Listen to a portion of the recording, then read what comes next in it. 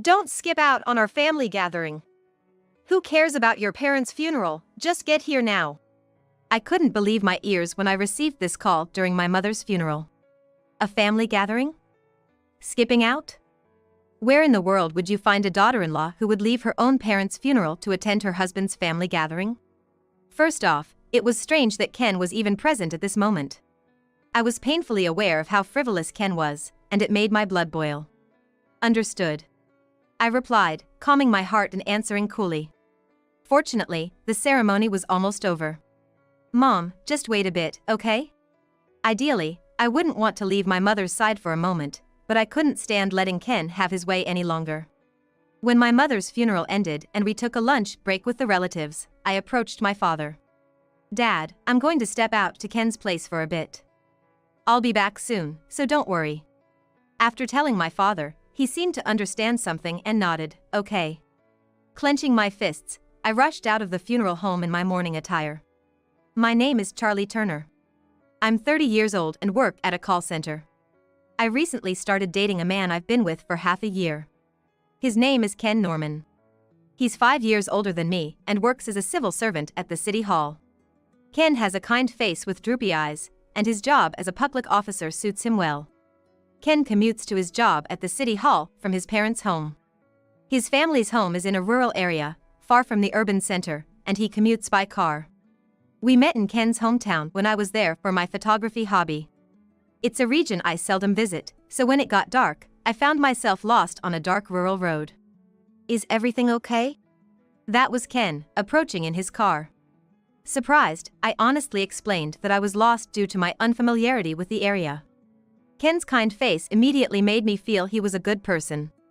The nearest station is quite far from here. Shall I drive you? But... Initially, I was hesitant to get into a car with a man I just met, but Ken showed me his civil servant ID from his wallet. This is who I am. However, if you're scared to get in the car, feel free to decline. He said, considerately letting me make the decision. After a brief hesitation, considering it would take over 30 minutes to walk to the station. And it was already getting dark, I didn't feel up to walking there alone. Then, I'll take you up on your offer. And so, I got into Ken's car. Ken was just as gentle and calm as he appeared at first. After safely dropping me off at the station, he timidly asked for my contact information. Normally, I wouldn't just give out my contact details to any man, but seeing Ken's character, I felt it was all right to exchange numbers with him. After that, Ken and I started going out on a few dates, and 3 months later, we began a relationship following his proposal. Our relationship seemed smooth even after we started dating. Maybe because Ken had a stable job as a civil servant, he always seemed to have a certain ease about him. Being 5 years older, his composed demeanor provided me with a sense of security. Even I, not the best at romance, thought that if I could have a peaceful love life with Ken, that would be all I could ask for. Just when we were about to celebrate half a year together, Ken proposed to me out of the blue. If I'm going to marry, you're the only one I can think of. If you accept, you'll have to come over to my parents' place, is that okay with you? He said in his usual gentle tone. Ken's dad is a farmer, so on his days off, it seems there's a need to help out with the farming. That's why he wanted to live near his parents' house even after marriage. I hesitated a bit. Because my mother was sick, and the doctors said she might not have long. Her hospital is in the town where I currently live, so moving to Ken's family's place would mean I can't visit her as easily as before. But I also had a strong desire to give my mother the good news of my marriage to ease her worries. She's always been concerned about my future, especially since I turned 30, so I thought marrying Ken would be the best way to reassure her. After some thought, since I had no objections to marrying Ken, I replied, yes, I'd love to. At that moment, I was so happy about marrying Ken that I figured even if we lived near his family's home, I could make time to visit my mother. Looking back, that decision was a big mistake, but swept up in the excitement of the proposal, I was completely blind to it. Once we decided to get married, I introduced Ken to my parents during one of my mom's good days at the hospital. Ken brought his parents too, and we all met there. Ken is finally getting married. I was so eager to meet the kind of lady he'd bring home. It's good that she's a capable girl, since this boy can't do much on his own. Oh, Mom, stop it. You're embarrassing me. His mother, seemingly eager about our marriage, chatted away happily throughout the meeting. She was quite talkative, and my parents mostly just nodded along. Ken's father, on the other hand, was the quiet type, making the meeting mostly dominated by Ken's mother. Every so often, Ken would interject, and I could tell they had a close parent-child relationship. "Well, Charlie, you'll have to work hard for us," his mother said in a clingy tone at the end, leaving me feeling a bit uneasy. Work hard. I wondered what exactly she expected of me, but didn't pursue the matter further, and the meeting concluded. So, I moved in with Ken, as planned, near his family's house. Our apartment was a small one, just a 10-minute walk from his parents' place. I didn't want to live with them, so I was relieved it was just the two of us. On our first day in the apartment, the doorbell rang. Thinking it might be some solicitor, I opened the door, only to find Ken's mother standing there. "Oh, Charlie, I was just wondering what your new home looks like. Do you mind if I take a look around?" Sure," I said, caught off guard as Ken hadn't mentioned his mother's visit. But he seemed to know she was coming and welcomed her in. "Well, it's a bit cramped, but a pretty nice house. Since you'll be doing the housework, make sure to keep the kitchen and bathroom clean. It gets dirty quickly. I hear young people these days don't open windows much, but you need to ventilate regularly. Mold could grow and affect Ken's health. Also, come help out with the farming on weekends. Ken will be tired from work, so you'll need to pitch in. And don't make the food too salty, we don't want Ken getting high blood pressure." His mother rattled off. Although she spoke in a gentle tone, there was an undeniable pressure that left no room for my input. I never expected my mother-in-law to butt in about our household matters, so naturally, I was surprised. Moreover, everything she said revolved around Ken, like Ken is tired or it might affect Ken's health. I appreciate a parent's love for their child, but I wondered if it was appropriate for her to say such things to a daughter-in-law who had just joined the family. I questioned her. "With all due respect, ma'am. I also work at a call center during the day. So, I get home around the same time as Ken and would like to share household duties with him. Of course, I'll do what I can, but as a couple, we will make our own decisions." I didn't know the extent of my mother-in-law's fearsomeness at the time, so I was able to confidently express my opinion. After hearing my rebuttal, she froze for a moment, then her expression slowly turned to one of anger.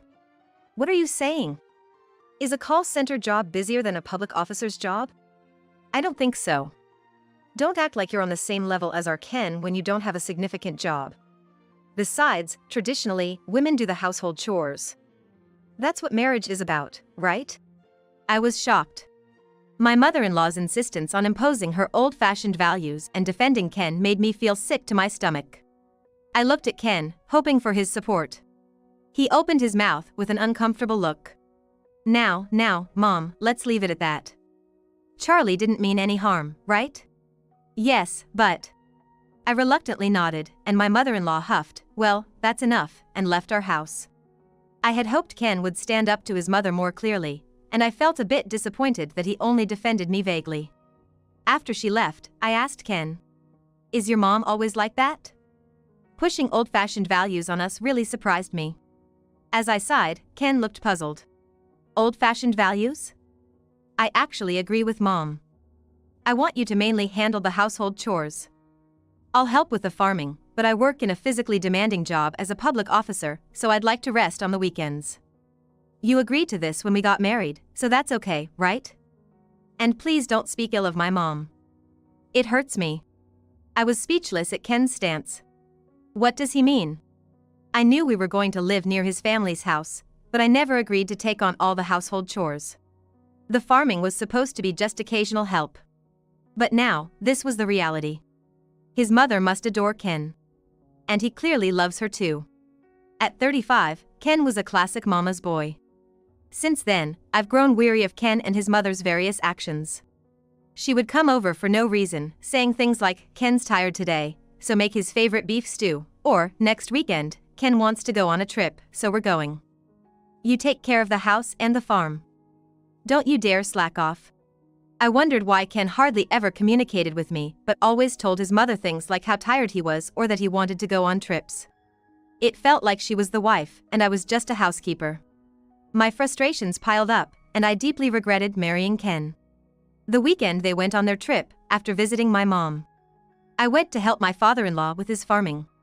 It felt odd to be the only one helping out at my in-laws' farm while they were off having fun, but I didn't want to give my mother-in-law another reason to complain. Truth be told, I did want to help my father-in-law because he's a good man. I can't believe those two. Going on a trip and leaving all the work to Charlie. What are they thinking? I'm really sorry about this, he said, clearly frustrated with Ken and his wife's selfishness. He apologized to me from the bottom of his heart. No, it's okay. I like helping you out. How's your mom doing? It doesn't seem like her condition is getting any better. Maybe soon.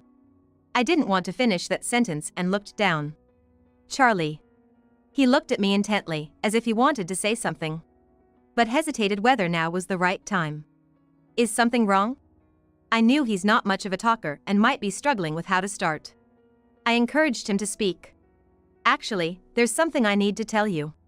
He finally began, opening up after much effort. That's the situation. After hearing his story, I was speechless. That can't be true, can it? Yes, it's definitely true. I don't know how to apologize, considering you've just gotten married. He looked genuinely sorry, shrinking and bowing his head. I reassured him it wasn't his fault and said, please, don't apologize, while still struggling to comprehend the facts he had just shared. What should I do now? If his story was true, I needed to think about my next steps. I gazed at him, deep in thought. I want you to do whatever you think is best. I'll support you fully in that. Okay, thank you. I responded, but his words stayed in my mind all night long after I returned home. What should I do? How should I act when Ken and his mother returned from their trip? These thoughts consumed me. A month later, my mother passed away. The doctor had warned us she didn't have long, so while it wasn't a surprise, it was still the most shocking event of my life for me and my dad, who had hoped she would live longer. Ken, my mom's funeral is tomorrow, I told him with a heavy heart. He simply replied, understood. Ken had been coming home late recently, maybe because he was busy. Then, his mother showed up at our house again. I thought she came to offer condolences, but instead, she looked at me and sneered, what's with that puffy face? It's embarrassing to look like that even if your mom died. My face was swollen from crying over my mom's death. Yet, instead of offering sympathy, she came to criticize me. It seemed incredibly insensitive. And there was a hint of pleasure on her face. I felt a surge of anger towards her, but I just didn't have the energy to confront her at that moment. The next day, a Saturday, we held my mom's funeral near my parents' home. I left earlier than Ken to meet with my dad and arrange the funeral. My father, being the chief mourner, was busy with various tasks. I stood by his side, helping him. Gradually, other relatives began to arrive, nodding their heads in respect towards my dad and me. They all seemed unable to hide their sorrow over my mother's premature passing. I noticed that Ken and his mother were conspicuously absent, even though my father-in-law had already arrived and was seated. Ken did mention that he might take a bit longer to get ready, but could he still be preparing even now? When I exchanged glances with my father-in-law, he too seemed puzzled. As the funeral for my mother began, Ken and his mother were still nowhere to be seen. During the ceremony, I felt my smartphone vibrating in my pocket from an incoming call. I initially ignored it, but the calls kept coming. Seizing an appropriate moment, I excused myself and stepped outside the funeral home to check who was calling. It was Ken. Worried that something might have happened to them on the way to the funeral home, I answered the phone. Hello, Ken? Where are you? I asked in a subdued voice. But instead of answering my question, Ken abruptly said, Don't skip out on our family gathering. Who cares about your parents' funeral? Just get here now. I couldn't believe my ears. This was a call during my own mother's funeral, in a tone and with words I had never heard from the usually calm Ken. I was so shocked that I momentarily pulled the phone away from my ear. A family gathering? Skipping out? Where in the world would you find a daughter-in-law who would leave her own parents' funeral to attend her husband's family gathering? Moreover, it was odd that Ken wasn't here right now. I was painfully aware of how frivolous Ken was, and it made my blood boil. Understood, I replied, calming my heart and answering coolly. Fortunately, the ceremony was almost over. Mom, just wait a bit, okay? Ideally, I wouldn't want to leave my mother's side even for a moment, but I couldn't stand letting Ken have his way any longer. When my mother's funeral ended and we took a lunch break with the relatives, I approached my father. "Dad, I'm going to step out to Ken's place for a bit. I'll be back soon, so don't worry."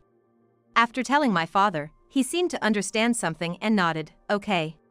Clenching my fists, I rushed out of the funeral home in my mourning attire. My father-in-law and I headed together to the venue where Ken's mother's relatives were gathering.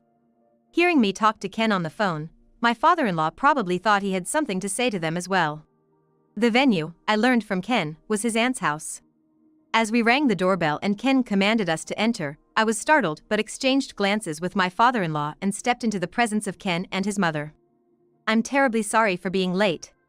Ken's relatives on his mother's side looked surprised as they saw me and my father-in-law. "Charlie, why are you in mourning clothes?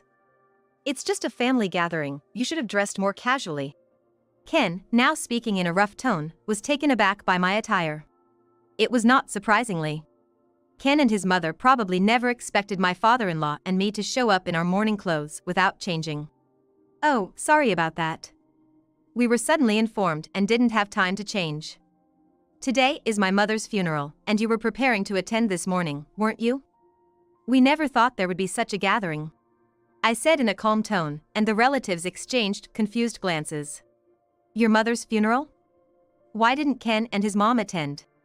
It seemed that Ken's mother's relatives were unaware that my mother had passed away and that we were in the midst of her funeral. Ken and his mother looked uncomfortably at each other. These two had skipped my mother's funeral without telling anyone and were enjoying this insignificant family gathering as if nothing happened. Even thinking about it calmly made me furious. "Hey, Charlie. Your mother passed away? Why didn't you tell us? If we had known, we would have certainly attended the funeral."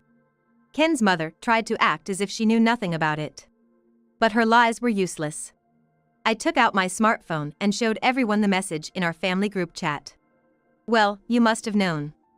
Look, I sent the message right here. My mother passed away. See, it's been read by all three of you. You saw this message, didn't you?" I held my smartphone screen right in front of her face, as if to present irrefutable evidence. The relatives stared at Ken and his mother with a heavy gaze. Cornered with no escape, Ken's mother trembled. She seemed to have incited anger. "Silence. You're making these sly moves, trying to complain to me. Do you enjoy bullying your mother-in-law? After all, I allowed you to marry my precious Ken, and you're being impudent." Ken's mother finally showed her true colors, screaming as if I was the one at fault. But the relatives, having heard her outburst, were clearly appalled. It was obvious who the villain was between me and her. "I'll return those words right back to you. For you and Ken to skip my mother's funeral and waste time here, it seems you have no human heart," I said, probably with flames of anger in my eyes. Ken, not used to seeing me express my emotions, widened his eyes in surprise. "Oh, don't make it sound so bad. We were just carried away. I mean, it's not like we normally do this. We thought there might be some important discussion since it's a gathering of Mom's relatives."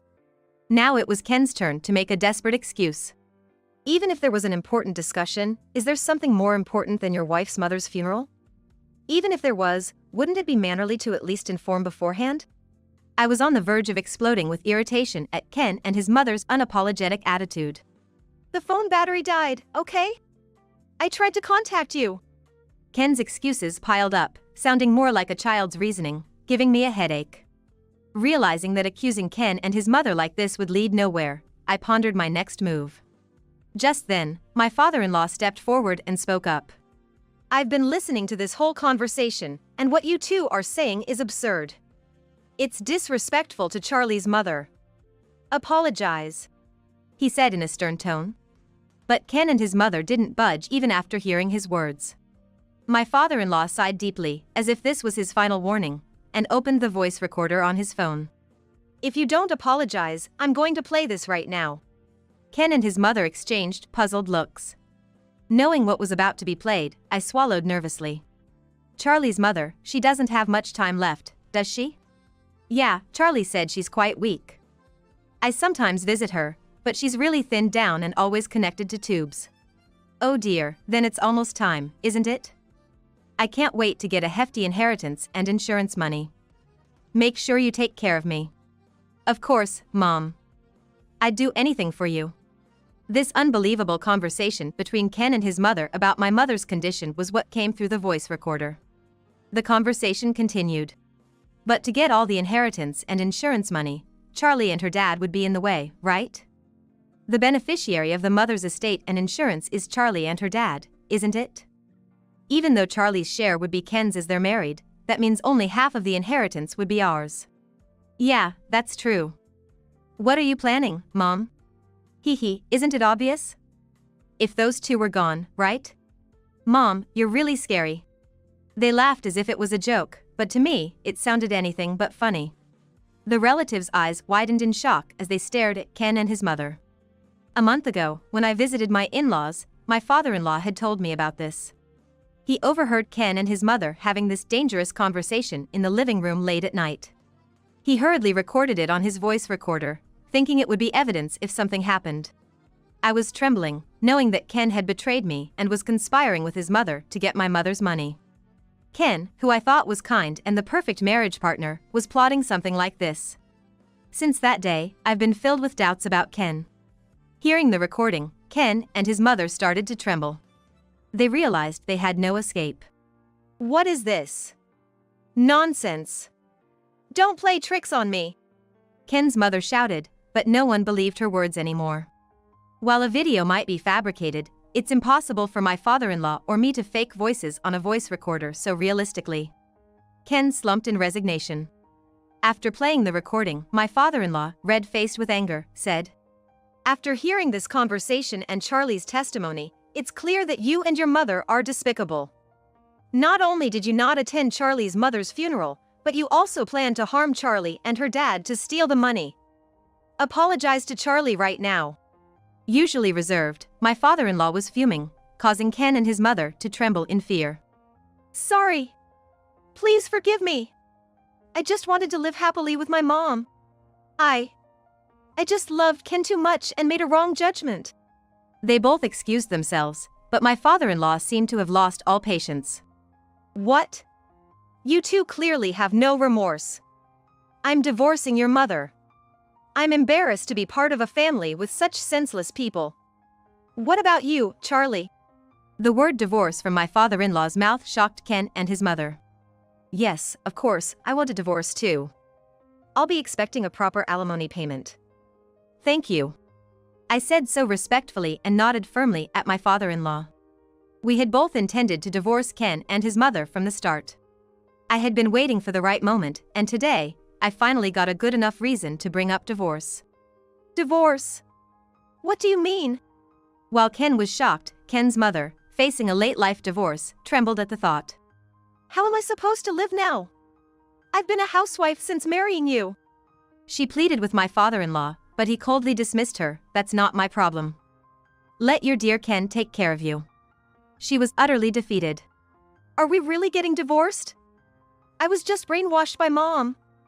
I love you, Charlie. Without me, you'd struggle to live, right?" So, Ken, misunderstanding the situation, thought I couldn't live without him. I glared at Ken and said, "Sorry, but I can live just fine on my own without you. I was living a normal life before we got married. Don't flatter yourself thinking that I can't live without you. And by the way, I'll be taking a hefty alimony from you." After my final words, Ken slumped to the ground in defeat. I exchanged a glance with my father-in-law and said, "Well then," before leaving Ken's aunt's house and returning to my mother's funeral home. A few days later, I successfully divorced Ken, as I had declared. It was a marriage that didn't even last a year. Ken, probably concerned about what others would think, begged me, "Just a little longer, at least let's not divorce for another year." Realizing he wasn't asking out of love, but merely for appearances, I flatly refused his request.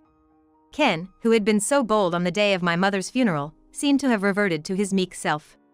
It was as if he had a split personality. I realized I had been deceived by him in many ways. And of course, I got a good amount of alimony from him. The divorce hit Ken hard. He lost his motivation for work and took several months off. My father-in-law and Ken's mother are in the middle of divorce proceedings, and with her being mentally unstable, Ken couldn't even rely on his beloved mother and was holed up at home alone. Plus, in a small rural area, Ken and his mother's actions had spread everywhere. They became pariahs in their own community, eventually forced to move away to an unfamiliar land. Ken's mother is now living with him, but I wonder how they will manage to survive together. If only Ken had truly seen me and cared for my mother, our marriage could have continued happily. It's all self-inflicted. Ken might end up quitting his job if he doesn't recover his willpower. He should just try his best to continue his lonely bachelor life. I've sworn never to fall for a man like Ken again, who is only kind on the surface and puts his mother first. I've moved back to a lively urban area near my workplace, back into an apartment. This place is the most comforting, I thought. It suits me better than an unknown rural area. I still occasionally contact my former father-in-law to discuss the progress of their divorce. It seems their divorce will be finalized soon, and I plan to visit him once it's done. He's no longer my father-in-law, but we share the same pain. I think we can have a good relationship moving forward. Living in a place where Ken isn't, I enjoy every day, living in a way that would make my late mother proud.